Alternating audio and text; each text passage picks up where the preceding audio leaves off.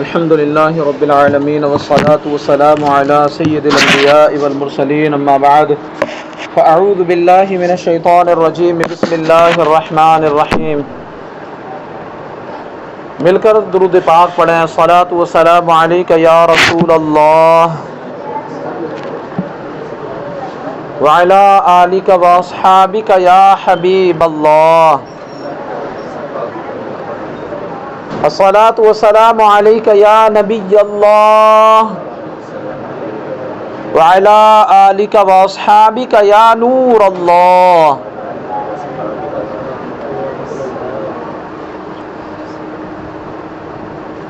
سرکار دو عالم شاہ بنی آدم صلی اللہ علیہ وسلم کا فرمان علی شان ہے، مجھ پر درود پاک پڑھنا پل صراط پر نور ہے.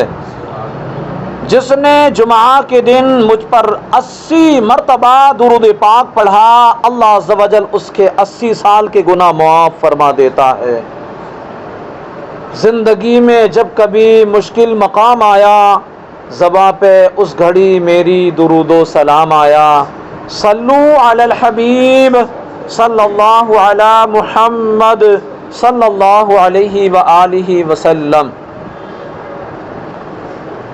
پیارے پیارے اسلامی بھائیوں، آج ہمارے بیان کا ٹاپک ہے نیت کا ثواب. ایک بار بنی اسرائیل میں قحط پڑ گیا اور لوگ بھوک سے تڑپنے لگے. اسی دوران ایک نادار مسافر ریت کے ایک ٹیلے کے پاس سے گزرا. بھوکی مخلوق کی یاد آئی اور دل میں یہ نیت آئی، کاش یہ ٹیلا غلے کا ہوتا اور میں اس کا مالک ہوتا، پھر میں یہ سارا غلہ مخلوق خدا میں تقسیم کر دیتا تاکہ قحط ختم ہو جائے. اللہ عز و جل نے اس وقت کے نبی علیہ الصلوۃ والسلام کی طرف وحی بھیجی کہ میرے اس بندے کو بتا دو اللہ عز و جل نے تیرا صدقہ قبول فرما لیا ہے اور تمہاری اچھی نیت کے بدلے تمہیں اتنا بڑا غلے کا ٹیلا راہ خدا میں صدقہ کرنے کا ثواب عطا فرما دیا ہے. او مسلمانوں، نیت دل کے ارادے کو کہتے ہیں اور اعمال کا ثواب نیت پر منحصر ہے. اچھی نیت ثواب بھی اچھا، یعنی اچھی نیت ہو تو ثواب ہی ثواب ہے، بری نیت تو عذاب ہی عذاب. میرے آقا مدینے والے مصطفیٰ صلی اللہ علیہ وآلہ وسلم کا فرمان عظیم الشان ہے کہ اعمال کا دار و مدار نیتوں پر ہے اور ہر شخص کے لیے وہی کچھ ہے جس کی اس نے نیت کی ہے. ایک اور حدیث پاک میں نبی پاک صلی اللہ علیہ وسلم کا ارشاد ہے، بے شک اللہ عز و جل تمہاری صورتیں اور مال نہیں دیکھتا بلکہ وہ تو تمہارے دلوں کو دیکھتا ہے کہ تمہارے دل کتنے غنی ہیں، کتنے بڑے ہیں. تمہارے دل جو تم خرچ کر رہے ہو اس کو خوشی سے دے رہے ہیں یا پھر کچھ اور ہے. اور دل اس لیے خدا کی توجہ کا محور ہے کہ یہی نیت کا مرکز ہے. بندہ پہلے نیت میں کسی کام کے کرنے کا ارادہ کرتا ہے، پھر اس پر عمل کرتا ہے. اس لیے دل کو خیالات فاسدہ سے پاک کرنا بہت ضروری ہے. نیت پاکیزہ نہ ہو تو عمل صالح بے اثر ہوتا ہے، کیونکہ حدیث پاک میں آتا ہے نیت المؤمن خیر من عملہ، مسلمان کی نیت اس کے عمل سے بہتر ہے. حضرت سیدنا شیخ عبدالحق محدث دہلوی رحمت اللہ علیہ فرماتے ہیں، جب بندہ اچھے عمل کرتا ہے تو فرشتے انہیں مہر شدہ صحیفوں میں لے کر جاتے ہیں اور بارگاہ سمدیت میں پیش کرتے ہیں. اللہ فرماتا ہے ان صحیفوں کو پھینک دو کیونکہ ان میں درج اعمال کے وقت اس بندے نے میری رضا کی نیت نہیں کی تھی. یعنی جب یہ اعمال ان صحیفوں میں لکھے جا رہے تھے اس وقت اس بندے کی نیت میری رضا والی نہیں تھی. وہ اعمال تو کر رہا تھا لیکن ان اعمال میں میری رضا شامل نہیں تھی. اللہ اکبر. پھر فرمایا فرشتے عرض کرتے ہیں، پھر فرمایا کہ اس شخص کے لیے فلاں فلاں اعمال لکھ دو، فرشتے عرض کرتے ہیں یا اللہ اس نے یہ کام کیے ہی نہیں۔ اللہ ارشاد فرماتا ہے اس نے ان کاموں کی نیت تو کی تھی، اس نے ان کاموں کی نیت تو کی تھی۔ حضرت سیدنا انس بن مالک رضی اللہ تعالی عنہ سے روایت ہے، نبی پاک صلی اللہ علیہ وسلم غزوہ تبوک کے لیے تشریف لے گئے، فرمایا ہم جس وادی سے بھی گزرتے ہیں یا کسی ایسی جگہ کو برباد کرتے ہیں کہ جس کی وجہ سے کافروں کو غصہ آئے، یا ہم راہ خدا میں مال خرچ کرتے ہیں، یا ہم بھوک برداشت کرتے ہیں، تو کچھ لوگ ایسے ہیں کہ جو مدینہ طیبہ میں ہے مگر ہمارے تمام کاموں میں ثواب کے شریک ہیں، ہمارے تمام کاموں میں ثواب میں برابر ہیں، شریک ہیں۔ صحابہ کرام نے پوچھا یا رسول اللہ صلی اللہ علیہ وسلم وہ کیسے، جبکہ وہ ہمارے ساتھ آئے ہی نہیں؟ فرمایا انہیں عذر نے روک لیا، انہیں مجبوری نے روک لیا، اس لیے وہ نہ آ سکے، ورنہ ان کی نیت تو پکی تھی آنے کی ہمارے ساتھ۔ اللہ اکبر۔ حضرت سیدنا عثمان غنی رضی اللہ عنہ اپنی زوجہ محترمہ بنت رسول حضرت رقیہ رضی اللہ تعالی عنہ کی تیمارداری کی وجہ سے غزوہ تبوک میں شرکت نہ کر سکے، لیکن اچھی نیت کے باعث نہ صرف انہیں اجر و ثواب ملا بلکہ مال غنیمت سے حصہ بھی میرے سرکار نے عطا فرمایا۔ یہ اچھی نیت تھی۔ معلوم ہوا اگر کوئی اسلامی بہن یا اسلامی بھائی کسی نیک کام کا ارادہ کرے اور پھر کسی مجبوری کے سبب وہ کام نہ کر سکے تو اس پر ثواب پورا دیا جاتا ہے، اس پر ثواب پورا دیا جاتا ہے۔ اگر آپ بھی اچھی نیت کی برکت پانا چاہتے ہیں تو ابھی دعوت اسلامی کے زیر اہتمام اسلامی بھائیوں کے سنت و بھرے اجتماعات میں ہر ہفتے شرکت کی نیت کر لیجئے کہ ہر جمعرات کو عشاء کی نماز کے بعد سپارہ گاؤں کی غوثیہ مسجد میں پابندی وقت کے ساتھ سنت و بھرا اجتماع ہوتا ہے۔ نیت فرمانے کہ میں انشاءاللہ ہر ہفتے اس اجتماع پاک میں ضرور شرکت کیا کروں گا انشاءاللہ عز و جل۔ اے میرے پیارے اور محترم اسلامی بھائیوں، ایک ایمان افروز واقعہ سنیے اور خوشی سے جھومیے۔ حیدرآباد سندھ کے ایک محلے میں علاقائی دورہ برائے نیکی کی دعوت سے متاثر ہو کر ایک ماڈرن نوجوان مسجد میں آ گیا۔ دوران بیان مدنی قافلے میں سفر کی ترغیب دلائی گئی تو اس نے بھی مدنی قافلے میں سفر کرنے کی نیت سے اپنا نام لکھوا دیا، مگر قدرت کو کچھ اور ہی منظور تھا۔ ابھی مدنی قافلے کی روانگی میں کچھ دن باقی تھے کہ اس نوجوان اسلامی بھائی کا انتقال ہو گیا۔ انا للہ و انا الیہ راجعون۔ تدفین کے بعد اہل خانہ میں سے کسی نے خواب دیکھا مرحوم ایک سرسبز باغ میں حشاش بشاش جھولا جھول رہا ہے۔ پوچھا یہاں کیسے آ گئے؟ جواب دیا دعوت اسلامی کے مدنی قافلے کے ساتھ آیا ہوں، دعوت اسلامی کے مدنی قافلے کے ساتھ آیا ہوں۔ اللہ کا بڑا کرم ہوا ہے، میری ماں سے کہہ دینا میرا غم نہ کرے، میں یہاں بہت خوش ہوں، میں یہاں بہت خوش ہوں۔ واقعی اے میرے پیارے محترم اسلامی بھائیوں، جو بھی اچھی نیت کے ساتھ نیکی کا ارادہ کرتا ہے وہ ثواب کا حقدار بن جاتا ہے۔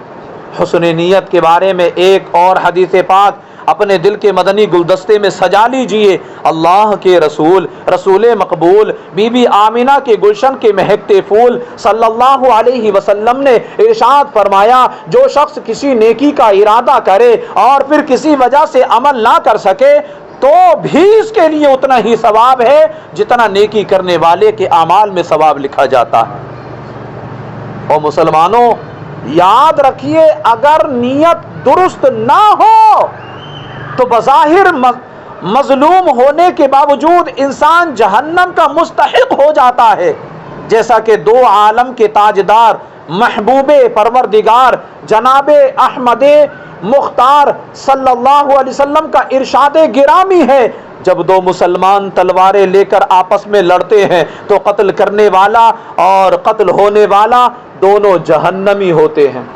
دونوں جہنمی ہوتے ہیں۔ عرض کی گئی یا نبی اللہ صلی اللہ علیہ وسلم قتل کرنے والا تو جہنمی ہوتا سمجھ میں آتا ہے، مگر مقتول جہنمی کیسے؟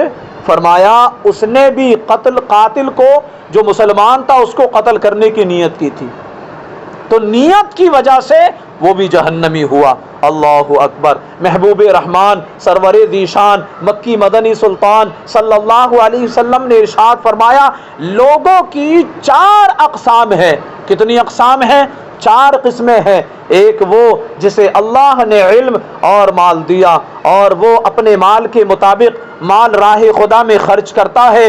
دوسرا وہ انسان ہے جو کہتا ہے اگر اللہ نے مجھے بھی اس کی طرح دیا ہوتا تو میں بھی اس کی طرح عمل کرتا۔ یہ دونوں علم اور مال کے مطابق عمل کرنے والا اور صرف اچھی نیت کرنے والا ثواب میں برابر ہے، دونوں ثواب میں برابر ہیں۔ اور تیسرا وہ شخص جسے مال دیا اور علم نہیں دیا تو وہ اپنی جہالت کی وجہ سے مال فضول کاموں میں خرچ کرتا ہے۔ اور چوتھا وہ شخص جو صرف یہ ارادہ کرتا ہے کہ اگر اللہ عز و جل مجھے بھی مال دیتا تو میں بھی اسی طرح خرچ کرتا۔ یہ دونوں بھی گناہ میں برابر ہیں، کیونکہ اس کے پاس مال نہیں ہے لیکن نیت یہ ہے کہ اگر مال ہوتا تو میں بھی ایسے مزے اڑاتا، میں بھی ایسے ہی عیاشیاں کرتا، زندگی کے مزے لیتا۔ اس وجہ سے گناہ میں دونوں برابر ہیں۔ اللہ اکبر۔ تو پیارے محترم اسلامی بھائیوں، پتہ چلا اچھی نیت ثواب ہی ثواب اور بری نیت عذاب ہی عذاب۔ حضرت سیدنا عبداللہ بن عمر رضی اللہ تعالی عنہ ارشاد فرماتے ہیں جو شخص دنیا حاصل کرنے کی نیت کرے اللہ عز و جل اس کا فقر یعنی غربت اور اس کی آنکھوں کے سامنے کر دیتا ہے، اور جب اسے دنیا کی رغبت زیادہ ہوتی ہے تب اسے دنیا سے جدا کر دیتا ہے۔ اور جو شخص اخروی نعمتوں کو پانے کی نیت کرے میرا مولا اس کے دل کو غنی کر دیتا ہے۔ دل کا غنی ہونا معنی رکھتا ہے۔ آدمی کا دل غنی ہوتا ہے تو پھر وہ دنیا کی ہوس اپنے دل میں نہیں پالتا، پھر وہ ہمیشہ غنی رہتا ہے، نہ کبھی کسی مالدار کے آگے ہاتھ پھیلاتا ہے، نہ کبھی وہ مالدار ہونے کی خواہش کرتا ہے۔ بس اس کے دل میں یہی ہوتا ہے کہ میں میرے سرکار کا دیوانہ بن جاؤں، سنتوں کا پیکر بن جاؤں، رب کو راضی کرنے والا بن جاؤں، اور یہی چیز اس کو دنیا میں تمام لوگوں سے ممتاز کر دیتی ہے۔ یہی حال اولیاء کرام کا ہے، وہ دنیا سے کنارہ کرتے ہیں اور دنیا دار دولت لے لے کر ان کے پیچھے بھاگتے ہیں کہ حضور ہدیہ قبول فرما لیجئے۔ اور جو دنیا دار دنیا کے حصول میں مارا پھرتا ہے، دنیا کمانے کے لیے بیرون ملک بھی سفر کرتا ہے، پھر بھی اپنے حصے سے زیادہ حاصل نہیں کر پاتا، معلوم ہوا اللہ کا نیک بندہ نہ دنیا مل جانے پر خوش ہوتا ہے، نہ دنیاوی دولت چھن جانے پر رنجیدہ ہوتا ہے۔ گویا اس کا تو یہ اعلان ہوتا ہے زمانہ چھوٹ جائے روٹ جائے خلق تو کیا غم، زمانہ چھوٹ جائے روٹ جائے خلق تو کیا غم، نہ چھوٹے ہاتھ سے دامن تمہارا یا رسول اللہ، نہ چھوٹے ہاتھ سے دامن تمہارا یا رسول اللہ۔ اے میرے پیارے اور محترم اسلامی بھائیوں، سمجھدار لوگ زندگی گزارنے کے لیے کوئی نہ کوئی مقصد تجوید کر لیتے ہیں اور پھر زندگی بھر اس مقصد کے حصول کے لیے تگ دور کرتے ہیں، اس مقصد کو پانے کے لیے کوششیں کرتے ہیں۔ اللہ کے نیک بندے بھی زندگی بے مقصد نہیں بسر کرتے، بلکہ ان کے پاکیزہ خیالات، اچھی نیات ان کی مدنی سوچ کی ترجمانی کرتی ہیں۔ میری زندگی کا مقصد تیرے دی کی سرفرازی، میری زندگی کا مقصد تیرے دی کی سرفرازی، میں اسی لیے مسلمان، میں اسی لیے نمازی۔ اور مسلمانوں، الحمدللہ دعوت اسلامی کا مدنی اور پاکیزہ ماحول بے شمار اچھی نیتوں کا امین ہے۔ مدنی مرکز نے ہمیں بہت ہی پیارا مدنی مقصد عطا فرمایا ہے، اور وہ کیا ہے؟ وہ مدنی مقصد ہے مجھے اپنی اور ساری دنیا کے لوگوں کی اصلاح کی کوشش کرنی ہے انشاءاللہ عز و جل۔ یہ ایک اچھی نیت بھی ہے اور جذبہ ایمانی کا اظہار بھی ہے، اپنی اصلاح کی فکر بھی، دوسروں کی اصلاح کی ہمت بھی۔ ہمیں اس مدنی مقصد کو اپنے دل و دماغ میں اتار لینا چاہیے۔ ایک کاش کہ ہم میں سے ہر ایک کا یہ ذہن بن جائے، مجھے اپنی اور ساری دنیا کے لوگوں کی اصلاح کی کوشش کرنی ہے، اپنی اصلاح کے لیے مدنی انعامات پر عمل، اور ساری دنیا کے لوگوں کی اصلاح کے لیے گھر کے مردوں کو، اپنے اسلامی بھائیوں کو نیکی کی دعوت دینے کے لیے مدنی قافلوں میں سفر کرنا۔ اے میرے پیارے اور محترم اسلامی بھائیوں، اگر ہم اخلاص کے ساتھ ان دینی کاموں میں مصروف رہیں گے تو انشاءاللہ روحانیت کی منزلیں بھی طے کر جائیں گے، ہمیں روحانیت بھی نصیب ہوگی، رب کی رضا بھی نصیب ہوگی، رسول پاک صلی اللہ علیہ وسلم کا عشق بھی نصیب ہوگا۔ اور جب عشق رسول ہمارے سینوں میں موجزن ہوگا، ہمارے سینوں کو روشن کرے گا، تو یہ آنکھیں کھلیں گی اور خواب میں ہی صحیح سرکار مدینہ صلی اللہ علیہ وسلم کا دیدار کریں گی۔